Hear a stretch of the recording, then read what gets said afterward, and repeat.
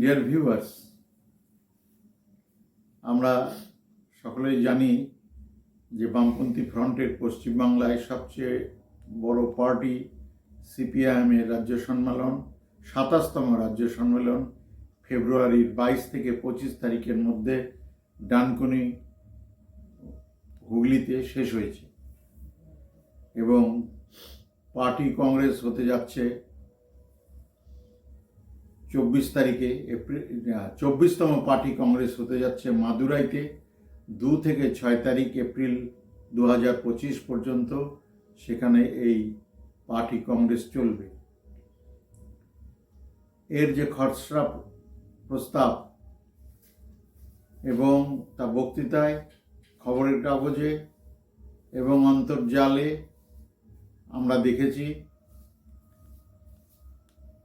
এটা zonal, local, block, থানা স্তরে এটি আলোচনা হওয়ার দরকার ছিল, কিন্তু বিষয়টি হচ্ছে, আমি যতটুকু খবর নিয়ে জেনেছি, যে এটি কিন্তু অন্ততপক্ষে সর্বনিম্ন স্তরে আলোচনা হয়নি, এমনকি এরিয়া স্তর পর্যন্তও হয়নি। আর জোনাল কমিটি তো নেই, জেলাতে হয়েছে কিনা জানি না, একটি বিষয়।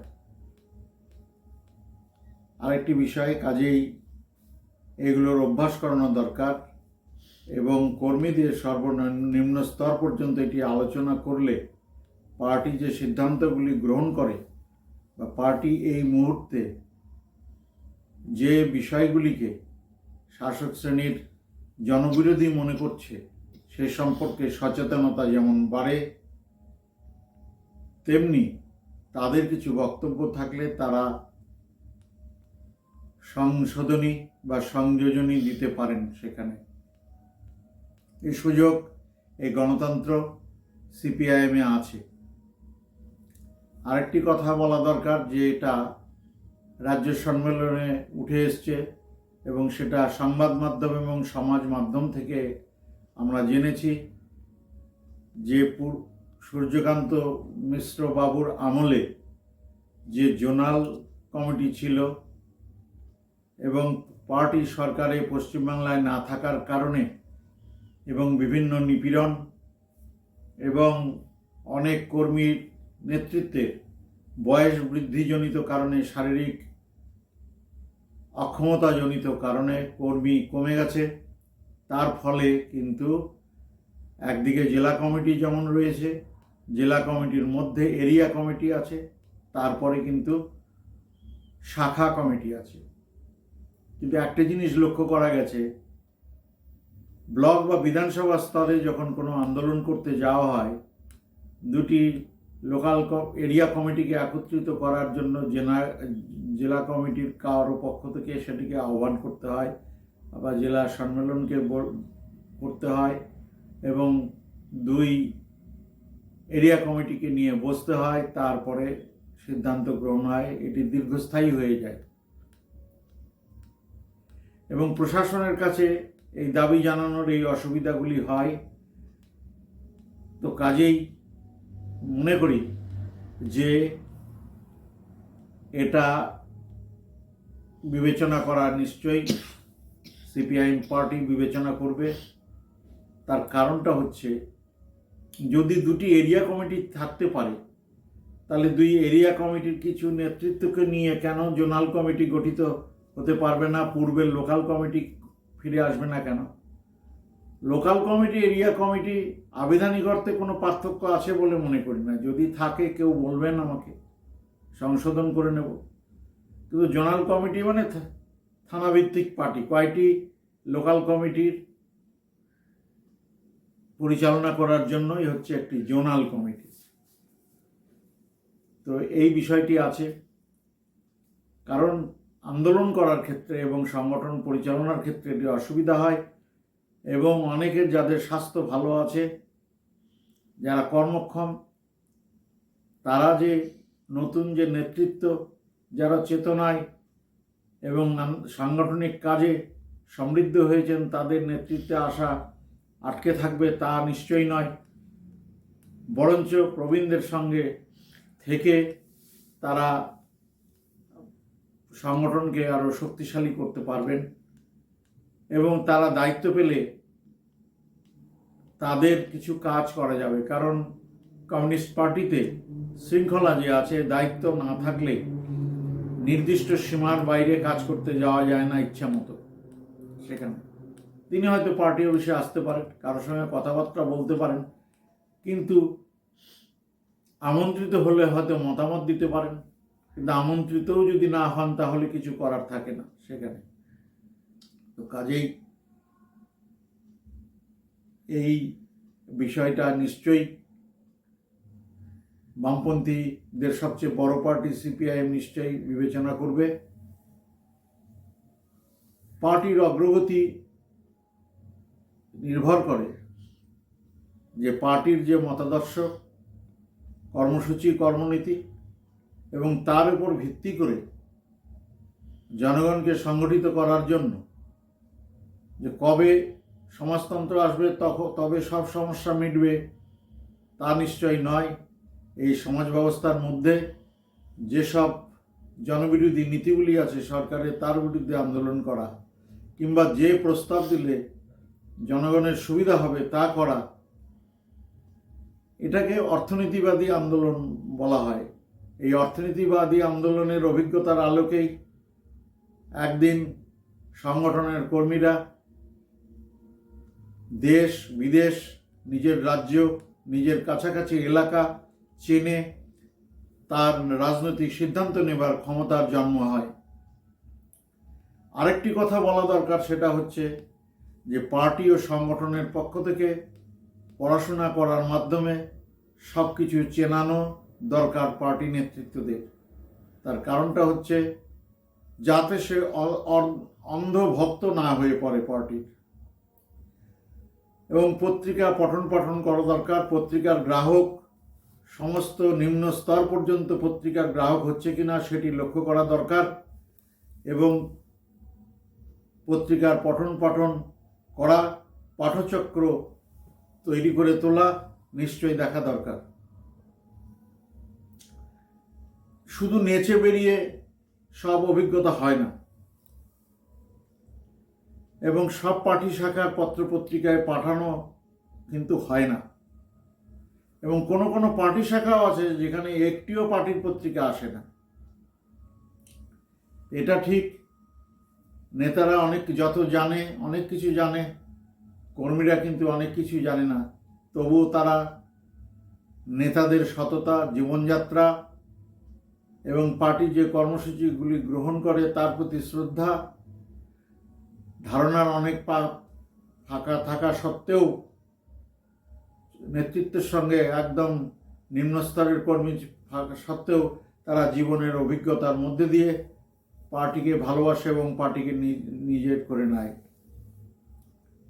আরেকটি কথা বলা দরকার যে পার্টিতে আলোচনা করা, কেউ কেউ আলোচনা করে বলে, পার্টির যে স্থানীয় নেতৃত্ব আছে তাদেরকে বলেন যে ছাত্র যুবদের আনা দরকার। তার কারণ আমরা দেখতে পাচ্ছি শহরে বা বিভিন্ন সমাজ মাধ্যমে, সংবাদ মাধ্যমে আমরা দেখতে পাচ্ছি যে এক ঝাঁক তরুণ নেতৃত্ব আগামী দিনের গোটা দেশের নেতৃত্ব দেওয়ার জন্য তৈরি হয়েছে, কিন্তু তারাই উঠে এসছে, কিন্তু হচ্ছে তারা নির্দিষ্ট কোনো সঙ্গ পেয়েছে কোনো এলাকা থেকে, যেখানে পার্টির চিন্তা এবং চর্চা অনুশীলন হয়, বা তিনি কোনো পরিবার থেকে উঠে এসছেন, যে পরিবারের পার্টি ঐতিহ্য আছে, তার মধ্যে দিয়েই কিন্তু তিনি এই অভিজ্ঞতা অর্জন করেছেন এবং তারা শক্তিশালী হয়েছেন এবং হয়েছেন। কিন্তু এটাও বলতে শোনা যাচ্ছে নিম্নস্তরের কিছু পার্টি নেতৃত্বকে যে ক্ষমতায় না থাকলে, ছাত্র যুবদের চাকরি দিতে না পারলে পার্টি গড়া যাবে না। অর্থাৎ ক্ষমতায় না আসলে ছাত্র যুব অত আসবে না। এটা ঠিক, ক্ষমতায় থাকলে অনেক ছাত্র যুব আসে, অনেক মানুষ, সব শ্রেণীর মানুষই পার্টির কাছে আসে। কিন্তু একটি কথা, যে যত বিশ্বাস সঠিক, ততক্ষণ কাজ করে যাওয়া উচিত এবং বিশ্বাস না জন্মিয়ে শুধু ক্ষমতা দিয়ে পার্টি ধরে রাখা যাবে না বা এগিয়ে যাওয়া যেতে পারে না। জওহরলাল নেহরু ইউনিভার্সিটির অধ্যাপক, এমেরিটাস অধ্যাপক প্রভাত পট্টনায়ককে একজন জিজ্ঞাসা করেছিলেন যে বামপন্থার ভবিষ্যৎ কি? তিনি বলেছেন, বামপন্থাই পৃথিবীর ভবিষ্যৎ। আরেকটি কথা বলা দরকার যে কাউকে মগজ ধোলাই করে ফুসলিয়ে কখনো প্রগতিশীল করা যায় না, এ বিশ্বকে চেনানো যায় না এবং সমাজ বদলের রাজনৈতিক কর্মী তৈরি হয় না। তাদেরকে জানতে দিন, জানার সুযোগ করে দিন, খবরদারি নয়, জানার সুযোগ করতে হবে। কারণ আমরা জানি যারা যত বেশি পড়েছে, যারা সমাজকে অনেক অবদান রেখেছেন সমাজে, রবীন্দ্রনাথ, শরৎচন্দ্র, রমারোলা, ভিকাজি রুস্তম কামা, চার্লি চ্যাপলিন, আরও কত নাম অনেকে, তারা যত পড়াশোনা করেছেন, যত পৃথিবীটাকে জেনেছেন এবং তারা তাদের জীবন জীবিকায় যত জীবনের ক্ষেত্রে, তাদের শিল্প সাহিত্যের ক্ষেত্রে যত সাফল্য অর্জন করেছেন, সেই সাফল্যের মধ্যে দিয়ে তারা যে অভিজ্ঞতা অর্জন করেছেন, সেই অভিজ্ঞতা দেখা গেছে শ্রমজীবী মানুষের সপক্ষে, মানুষের দুঃখ দুর্দশা নিরসনের জন্য বামপন্থার দিকেই বেঁকে গেছে। আজকে আমরা নতুনরা দেখতে পাচ্ছি যে জার্মানিতে যে নির্বাচন হয়েছে, সেখানে কমিউনিস্টরা ক্ষমতায় না আসলেও কমিউনিস্টরা হয়তো সামান্য 8% ভোট পেয়েছে, কিন্তু সেখানে প্রচুর তরুণরা কিন্তু জার্মানিতে আসছেন তাদের এই রাজনৈতিক সংকটে এবং অর্থনৈতিক সংকটের মধ্যে দিয়ে আছে সেখানে। আরেকটি বিষয় হচ্ছে যে ক্ষমতা ছাড়া চলতে না পারার একটা জড়তা তৈরি হয়েছে, এটা কাটাতে হবে। কারণ 34 বছর পশ্চিমবাংলায়, কেরালা ও ত্রিপুরাতেও বামপন্থী সরকার ছিল সেখানে, এবং বামপন্থী সরকার থাকবার ফলে 34 বছর পশ্চিমবাংলায় ছিল। বিরোধীদের 34 বছর ক্ষমতার এবং 34 বছরের যে সমালোচনা করার একটা 34 বছর দিয়েই শুরু হয়, তেমনি বামপন্থীরাও তাদের জবাব দেন 34 বছরের যে সাফল্যগুলি অর্জন করেছেন তার মধ্যে দিয়েই তারা তার জবাব দেন। কিন্তু ক্ষমতা ছাড়া চলতে না পারার একটা জড়তা এবং প্রবণতা তৈরি হয়েছে, এটা কাটাতে হবে। বিহার, অন্ধ্রপ্রদেশ, তামিলনাড়ু, রাজস্থান, হিমাচল প্রদেশ, সেখানে কি করে বামপন্থীরা লড়াই করছে, সিপিআইএম সেখানে কি করে লড়াই করছে। বিহারেও তো লোকসভায় সিট পায়, এবার সবচেয়ে কম সিট পেয়েছে, 9টি সিট পেয়েছে, কারণ সিপিআইএমকে ফ্যাসিবাদী শক্তির বিরুদ্ধে লড়াই করতে গিয়ে অনেক ত্যাগ স্বীকার করতে হয়েছে। তামিলনাড়ুতে সিট পেয়েছে, রাজস্থানে একটি সিট পেয়েছে, সেখানে কি করে পায়? সেখানে তো পার্টি কোনোদিন ক্ষমতায় ছিল না, আর কালকেই ক্ষমতায় আসছে না। তো কাজেই মানে পাওয়ারের যে হ্যাংওভার, এটা কাটাতে হবে। এই জন্য কিছু কিছু লোক বলেন যে আর ক্ষমতায় আসবে না বামপন্থী ফ্রন্ট, কিন্তু তার কাছে প্রশ্ন করতে পারেন যে ক্ষমতায় আসলে কি উনি বামপন্থী কোনো পার্টিতে আসবেন? সিপিআইএমে কি আসবেন? প্রশ্ন করেন তিনি পার্টিটাকে সমর্থন করেন কিনা, মতাদর্শকে সমর্থন করেন কিনা। যদি মতাদর্শকে সমর্থন করে থাকেন তাহলে অন্য পার্টিটা তৈরি করবেন, তারপরে তিনি আসবেন।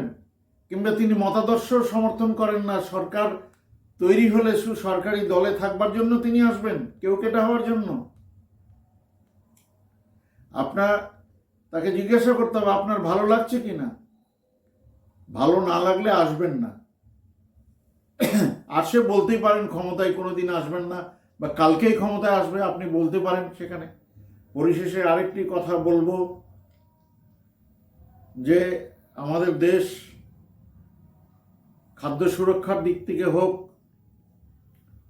জীবনের সুখের মনের দিক থেকে হোক, যত নিচেই পড়ে থাক না কেন, কিছুটা অন্ততপক্ষে গড় আয়ু মানুষের বেড়েছে, এবং চিকিৎসা ব্যবস্থা যতই বেসরকারিকরণ হোক না কেন, চিকিৎসাহীনভাবে মানুষ যতই মারা যাক না কেন, তবুও গড় আয়ু কিছু বেড়েছে। কাজেই আমি দেখেছি অনেক মানুষ বয়সের কারণে বিশেষ কোনো দায়িত্ব পায়নি, কিন্তু যারা অত্যন্ত গুরুত্বপূর্ণ উচ্চ স্তরে কিন্তু বয়স্ক নেতৃত্বকে রাখা হয়েছে, রাখাটাই সঠিক বলেই মনে করি। তেমনি নিচের স্তরের দিকে পুনরায় বলবো, এই জোনাল লোকাল করে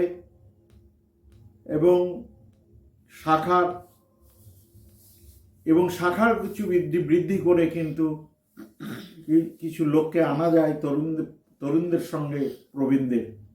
তা করলে তারা কাজ পেলে তাদের যে বর্তমান শারীরিক শক্তি আছে তরুণদের সঙ্গে তারাও হাত লাগাতে পারে, এবং তাদের দীর্ঘ জীবনের যে অভিজ্ঞতা আছে সে অভিজ্ঞতা কাজে লাগাতে পারে। বিভিন্ন বিষয়ে আলোচনা করলাম, আলোচনাকে আর দীর্ঘায়িত করতে চাই না। আমি মনে করি যে শ্রমজীবী মানুষের জয় হবেই। শুভরাত্রি, আপনারা ভালো থাকবেন। আলোচনা এখানেই শেষ করছি।